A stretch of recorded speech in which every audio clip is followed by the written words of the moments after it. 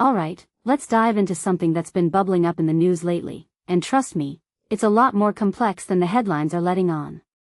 So, President Trump is hinting at a potential deal regarding the Strait of Hormuz, possibly as soon as today or tomorrow. Now, on the surface, this might sound like just another diplomatic update, but personally, I think this is a massive deal, and not just because it could signal a shift in the Iran-US conflict. What makes this really interesting is the broader implications it has for global trade, regional power dynamics, and even the US military's strategic capabilities. Let me break it down for you. First off, the Strait of Hormuz is a choke point for global oil supply. We're talking about 20% of the world's oil passing through this narrow waterway.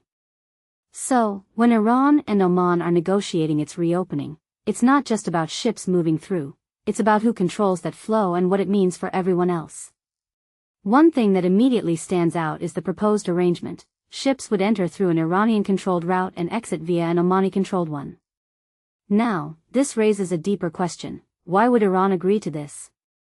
From my perspective, it's a strategic move to regain some leverage after months of conflict. But here's the kicker. Trump has been adamant about not letting Iran charge tolls. He even said, "I'm not going to let them charge." This feels like a classic Trump negotiation tactic. Draw a hard line in public while leaving room for compromise behind closed doors. What this really suggests is that both sides might be willing to bend, but neither wants to look weak. Now, let's talk about the US military's role in all this. Reports are coming in that the US has used nearly all of its long-range precision missiles in the war with Iran. Think about that for a second.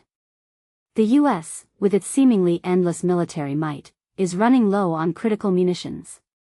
In my opinion, this is a huge deal because it exposes a vulnerability in the US's ability to sustain prolonged conflicts. Defense Secretary Pete Hegseth dismissed these concerns, calling them manufactured, but if you take a step back and think about it, this isn't just about missiles, it's about the US's credibility as a global superpower. What many people don't realize is that this depletion of stockpiles could force the US to rethink its entire strategy in the region. Are they going to double down, or will this push them toward diplomacy?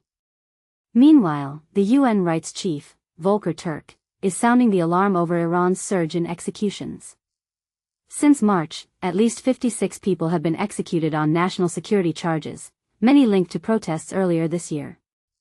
A detail I find fascinating is how Iran is using these executions to instill fear, a tactic that's as old as time but still chillingly effective. This raises another layer of complexity. Even as Iran negotiates with Oman, it's tightening its grip domestically. What does this say about the regime's priorities? Are they trying to project strength externally while suppressing dissent internally? It's a classic authoritarian playbook, but it also shows how fragile their position might be.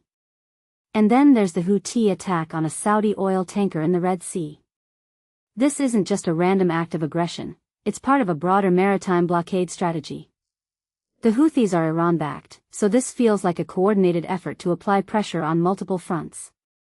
If you ask me, this is Iran's way of saying, we're not cornered, we're still a force to be reckoned with.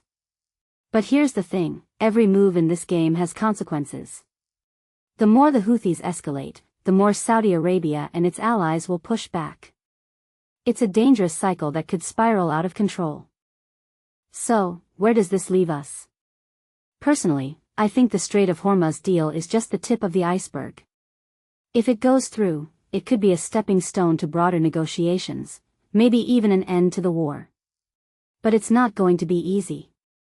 Both sides have dug in deep, and neither wants to lose face. What this really suggests is that we're at a critical juncture. Will this be a moment of de-escalation, or just a temporary pause before things get worse? That's the million-dollar question. As we wrap up, I'll leave you with this. Conflicts like these aren't just about geopolitics. They're about people, resources, and power.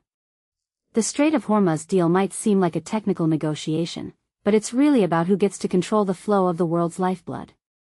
And in a world where oil still reigns supreme, that's a question that affects all of us. So, what do you think? Is this a step toward peace, or just another chapter in an endless cycle of conflict? Let me know in the comments below.